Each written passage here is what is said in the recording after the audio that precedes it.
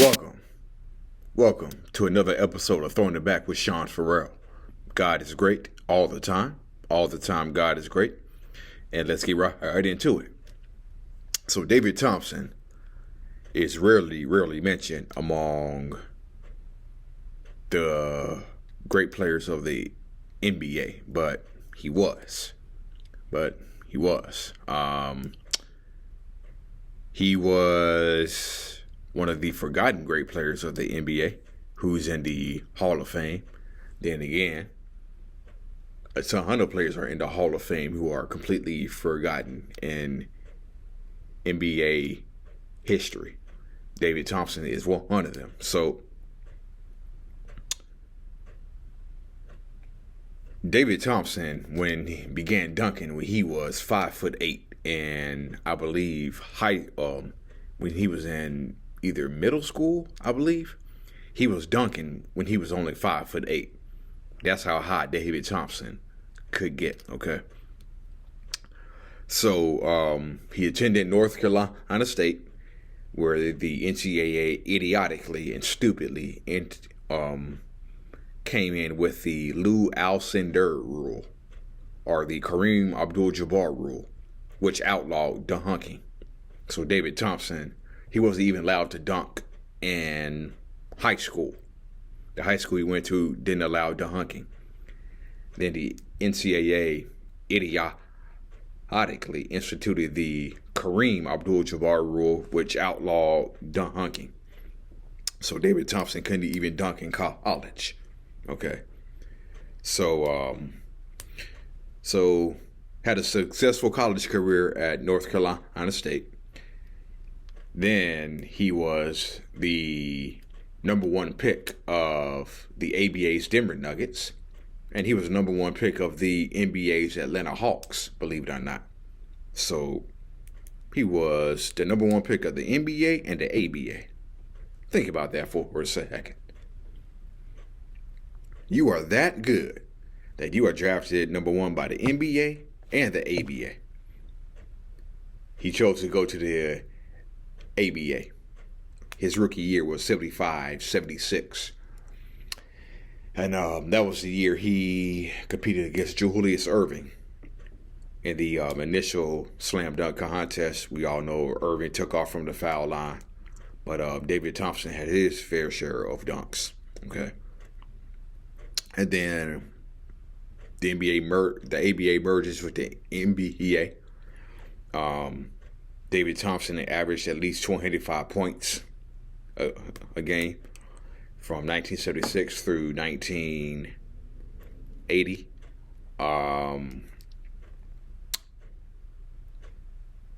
He had some pretty good teammates. Dan Issel, the future head coach of the Denver Nuggets.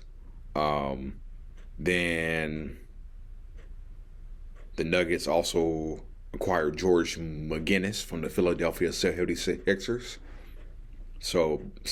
But George McGinnis and Larry Brown really didn't get along. So McGinnis lasted only 2 years with the Pacers, and he was traded in 1981 for a guy named Alex English. So now you had David Thompson paired with Alex English, okay? And this was in the 80-81 season, okay? But the Denver Nuggets finished with a losing record, 30-52. So they were a bad team in 80-81. That was actually Doug Moe's first year as well. That was Doug Moe's first year, okay? And so it was around this time where injuries and suspensions began to catch up with, began to hinder David Thompson. I mentioned that they acquired Alex English in 81. He was injured for a little bit during 81-82. And in came Kiki Van Andewey. Kiki Van Andewey.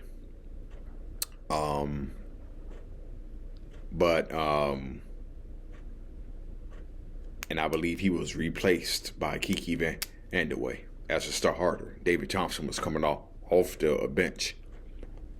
Lost his starting spot to a guy named T.R. Dunn. And he was coming off the bench. He was traded to Seattle in 1982, in June of 1982. And he actually had a pretty solid season in 83. He was actually voted as an all-star. He was a 5-time all-star. So he was an all-star with the Seattle Supersonics his first season. And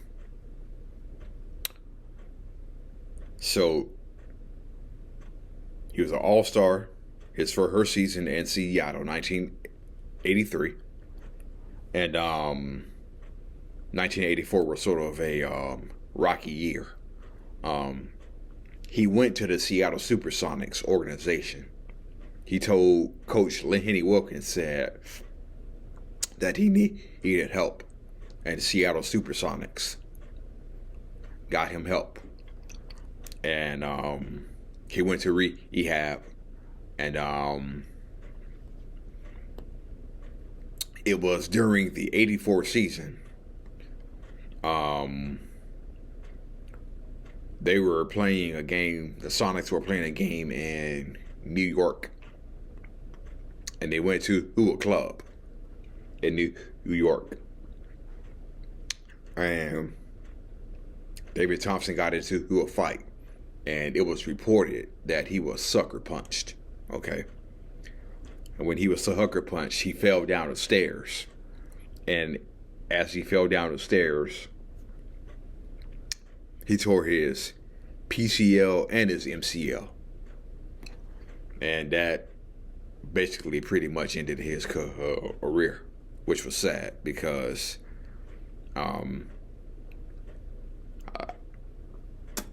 he still had a little bit left in the tank. Still had a little bit left in the tank, but that knee injury, that was a freak knee injury. When he got sucker punched and fell down the stairs, that was a freak knee injury. Ended his career.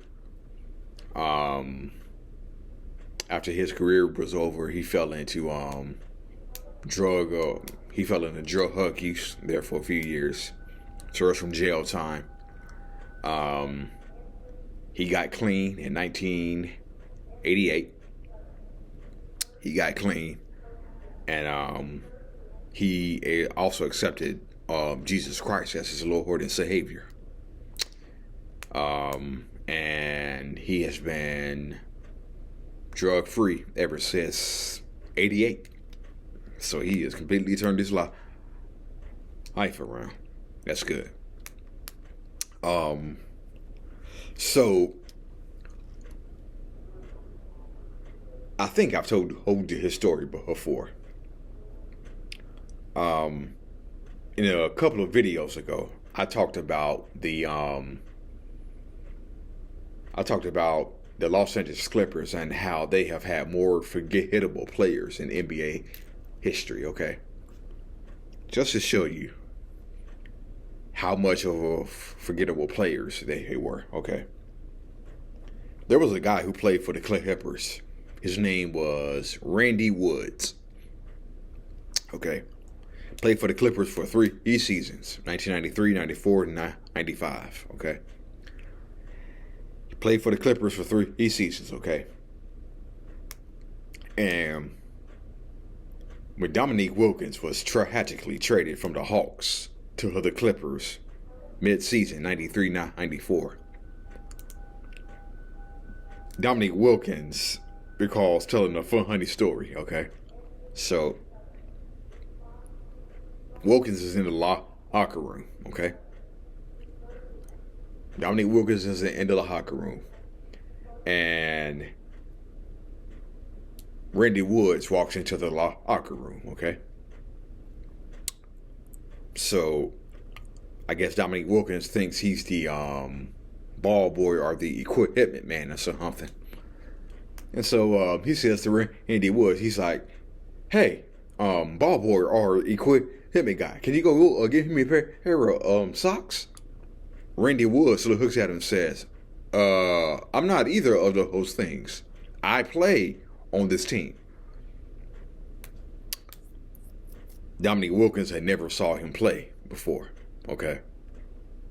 Dominique Wilkins never saw Randy Woods play, okay? Dominique Wilkins never saw Randy Woods play, okay? So, that's what I mean when I say nobody has had more forgettable players in NBA history than the Los Angeles Clippers. Oh, okay.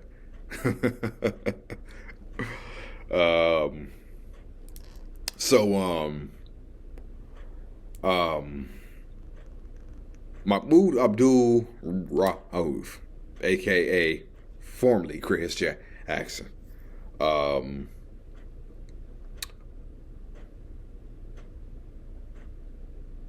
He was a great college player. Spent, I believe, 2 years at LSU. Played with Shaquille O'Neal and Stanley Roberts. And he was a lottery pick for the Denver Nuggets. They had actually traded Fatley Ever to Dallas. Alex English was gone. And so we all Paul Westhead. Oh, that was an interesting year for the Denver Nuggets. The Denver Nuggets defense was so bad. They allowed 100 points per game in every game they played. Okay? They allowed 100 points every game they played. They averaged 131 points per game. Okay?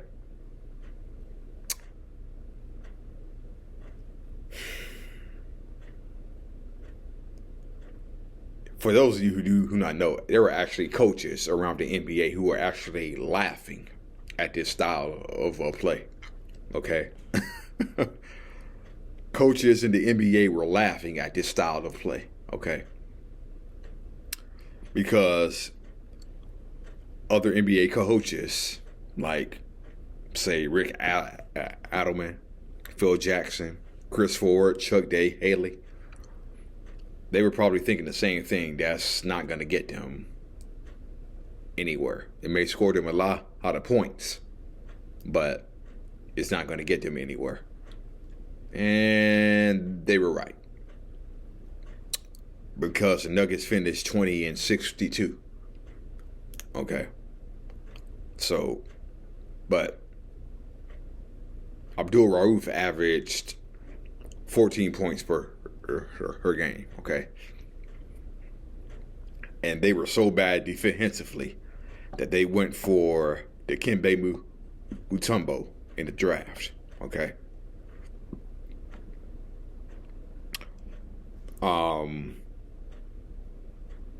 They were so bad defensively that they went for Mutombo.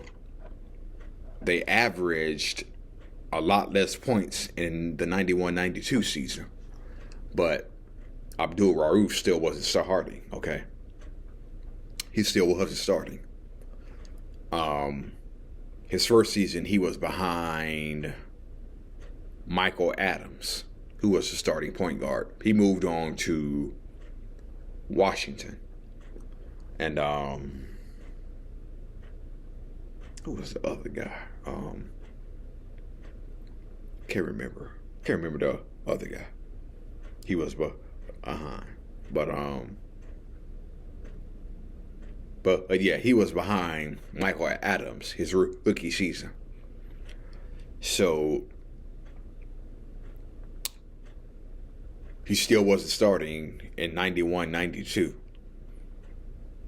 They had a guy by the name of Winston Garland.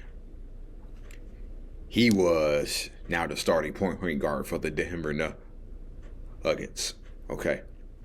So,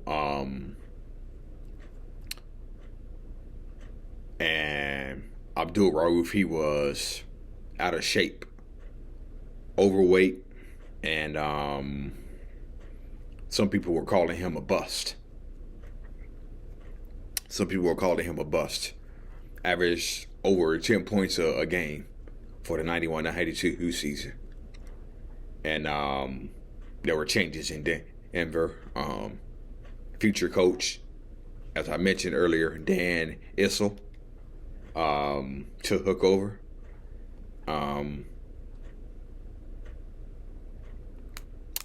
Abdul-Rauf actually started to study the teachings of Malcolm X and Islam to help him through the tough times he was going through. He was Chris Jackson, and then he converted to Islam during, I believe, the 93 season. Okay. And so he dropped about 20 pounds, averaged about 19 points a game that year, and he won the most improved player, and he was starting. So he went on to have some pretty solid years between 1993 and 1996. He was traded to Sacramento before the 97 season, and he averaged 14 points a game in Sacramento. Was injured 97, 98, didn't play too many games. Played overseas for 2 years, retired because the team he was playing for overseas wasn't run well. Then came back to the NBA with the Vancouver Grizzlies for the 2001 season, and ended his career there. He caught flack. He caught Hall flack when he was in Denver because he refused to stand for the national anthem. Okay, and David Stern suspended him 1 game, and they came to a compromise where he would stand, but he would actually hold his hands like this. So yeah. So yeah, David Thompson, a Denver legend, Mahoud